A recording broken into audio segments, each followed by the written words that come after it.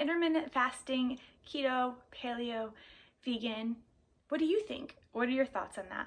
That is something that I often get asked by either clients or people I'm talking to when it comes to nutrition coaching.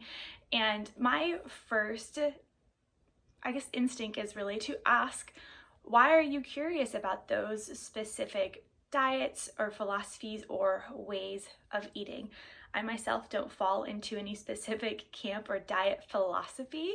I would say I'm nutritionally kind of neutral because there are so many different ways to eat, and I personally believe that there's no single best diet for every single person all of the time.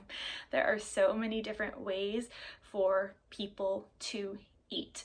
But oftentimes people, when they're asking that question, they might be asking really like, what is the best diet? Or do you think this diet, this specific way of eating is going to be the thing that will help me to get what I want? Whether that's changes in their nutrition habits, changes in their health, changes in their body, or to help them feel and look better. One thing that I will dig into with those people is, really what makes you curious about that specific way of eating, that specific diet, or that specific nutrition philosophy. Because what I will do is let people know that oftentimes, though each of those specific, ways of eating, they have things in common that help people to feel better, to look better, and to even see results, but it's actually not that specific thing that is like the magic pill that is going to help them in their nutrition, in their health, or even in their fitness. But I will ask questions about their curiosity of that specific thing.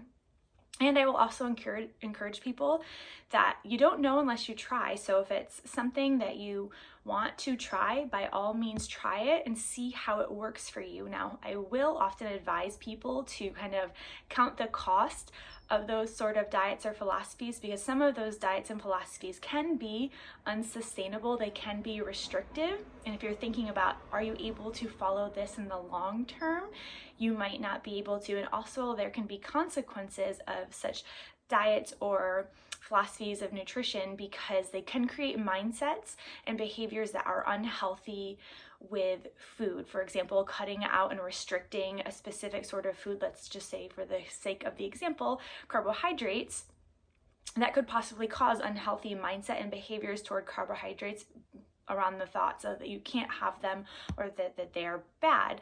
And so just being very mindful about what could possibly be a result in the future of trying this specific thing.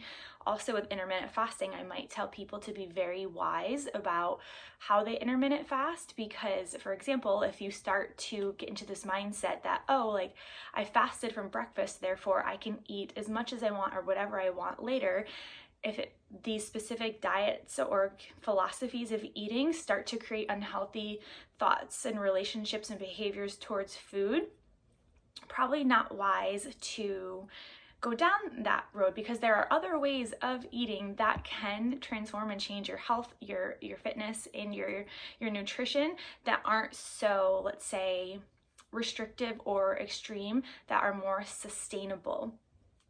And so, like I mentioned, I will tell people, experiment with it and see how it works for you.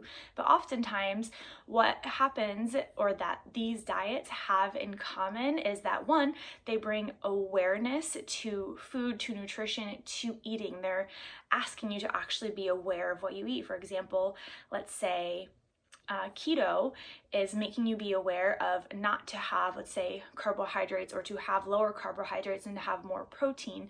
And intermittent fasting is asking you not to eat at a specific time. So in some sense, maybe more big picture, it's asking you to be aware of your food and eating choices, and you're adhering to, let's say, the specific philosophy that they're asking you to follow.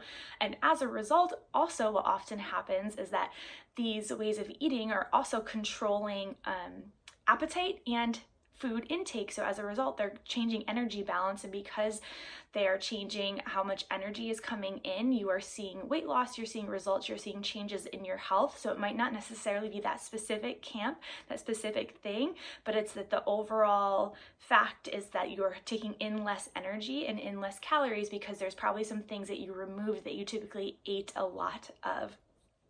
Also, these diets all probably, or these philosophies, if you will, are in a way removing nutrient density and focusing on food quality. They're asking you to eat more minimally processed foods that have a lot more nutrients and nutrient density in them. You're getting vitamins and minerals, so you are overall feeling better. And they're removing more processed foods, so you are feeling better because you're eating the more minimally processed nutrient dense foods, but you're minimizing processed foods or the foods that don't have a lot of nutrient density and that probably also don't make you feel very good.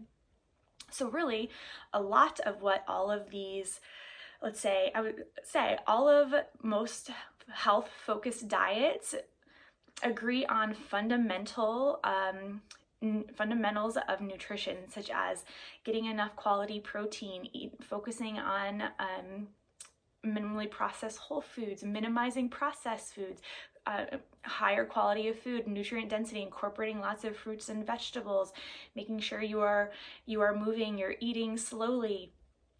And so it's really those things that are being focused on, and then that's helping you to feel better. But you can make improvements and changes without following something that is potentially going to have consequences in the long run. I often encourage and talk about to people when they have specific goals to just be very mindful and honestly realistic of the cost.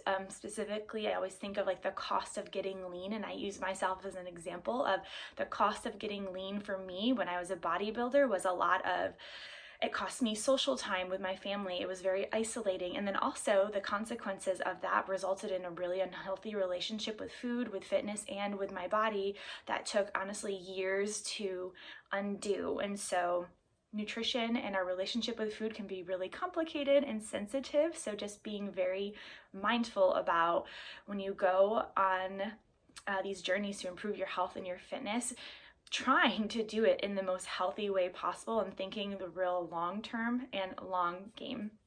But all that to be said, with asking the question of intermittent fasting, keto, paleo, vegan, what are your thoughts? Again, I just go back to there's no best diet. There are so many ways to eat. I do encourage people to try different things to see what works for them. But really, I feel like learning the skills necessary to eat better consistently, to make better choices, and fundamentals of like eating slowly, hunger and appetite awareness, having a routinized eating schedule, making time and prioritizing to meal plan, and even learning how to make better choices. Like when you go grocery shopping, learning how to make better choices in the context of real human life when you're probably going to go to a baby shower or a barbecue or holiday events with family. Following, let's say, a specific rigid meal plan or way of eating doesn't always teach you the skills that you would need to be able to take with you to that sort of like party or in that environment where you can make better choices and still be investing in your health and your nutrition and whatever other journey you might be on. So I hope this video just gave you a little bit of insight into that specific question and gave you some food for thought.